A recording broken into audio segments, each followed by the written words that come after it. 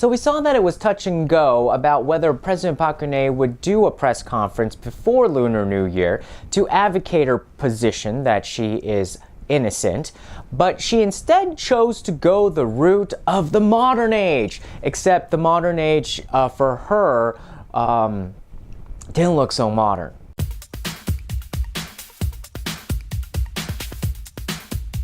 Happy Lunar New Year, everyone. So this is the year of the rooster, and it's a time in Korea where families all across the country get together to spend time with each other and share a good meal and perhaps some good conversation. So politicians have long known that when families come together for these two critical holidays, Lunar New Year and also Korean Thanksgiving in the fall, that there are a lot of political discussions. So if you want to impart your message strategy towards people so that it could get discussed in a family setting, you need to be public and send it out before they get around that table and start talking. So she sat down with the lead editorial writer of Korea Economic Daily, who has his own YouTube channel and his own news program on the internet, but everything about it just seemed very traditional and very controlled. Only one reporter, probably on friendly terms, and probably, from my experience, everything had been laid out and dictated in advance. But she should get some points for trying to go on the internet and to spread her message. We should also give her some points for going for the au naturel look for her hair. Like when she has had similar, just kind of like just woke up and did this myself hairstyle. No, she actually had a Tony and Guy hairstylist from a very ritzy part of Seoul come in and do her hair like that. Somehow I think she might have done this herself because it looks a little bit more natural than usual. Although most Korean moms across the world would just say that that's their style without even trying. So it's kind of weird to pay somebody to do that. So what did she say? The main message that she drove down was that the case against her is built on lies, lies, and more lies. She also said that when she was connecting the dots, she could see that this impeachment drive was actually premeditated,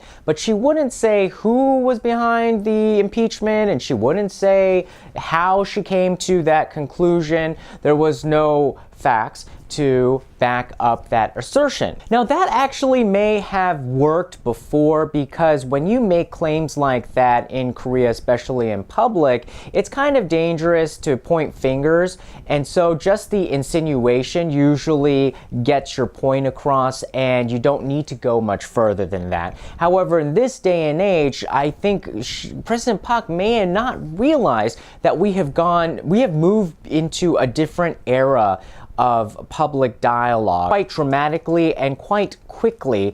I don't think that she realizes that she can't just get away with making a statement like that and not really have anything to back it up, and to expect it to have the same power it could have had maybe even 7 months ago. She's also still trying to keep the bucket separate between herself and Choi Soon-sil, especially when it comes into the matter of economic interests.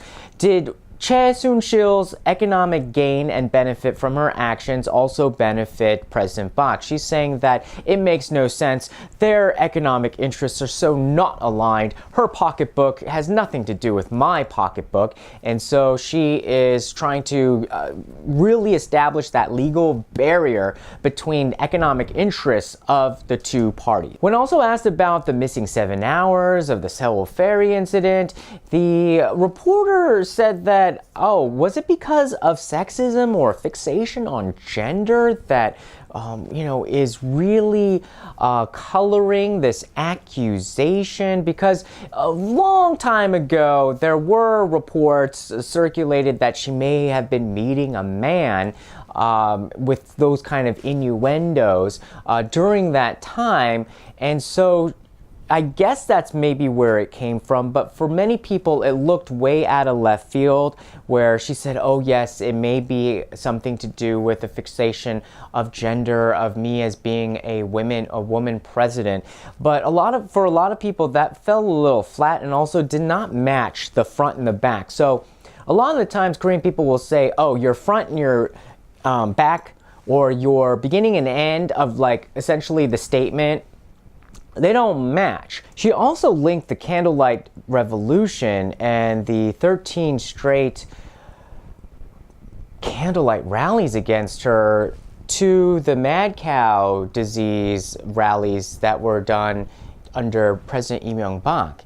And she said the actual linking theme was that there was a weak rationale among the people.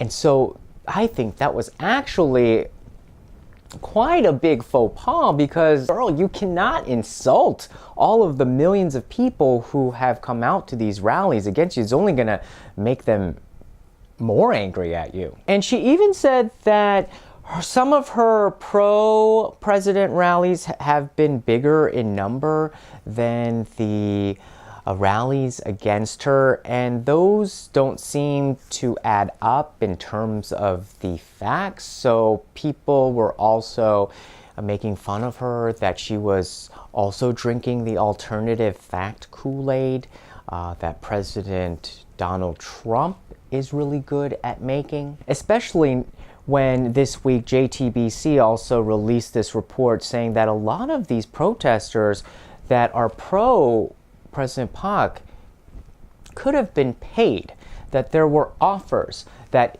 the base rate is about $20 if you show up. There's an extra incentive if it's cold weather, and if you have a baby and a baby stroller, you can get up to $150 because they can kind of claim that a whole family showed up. So in essence, she was trying to cry victim and to get some sympathy. I'm sure that the style that she was trying to impart really was trying to rally her core, the base, maybe the frazzled matriarch of the family, the grandmothers, the older mothers who just, you know, would probably, I mean, I'm sure they all have the same hair right now, you know, preparing all of the food for Lunar New Year, but it just did not seem to resonate true.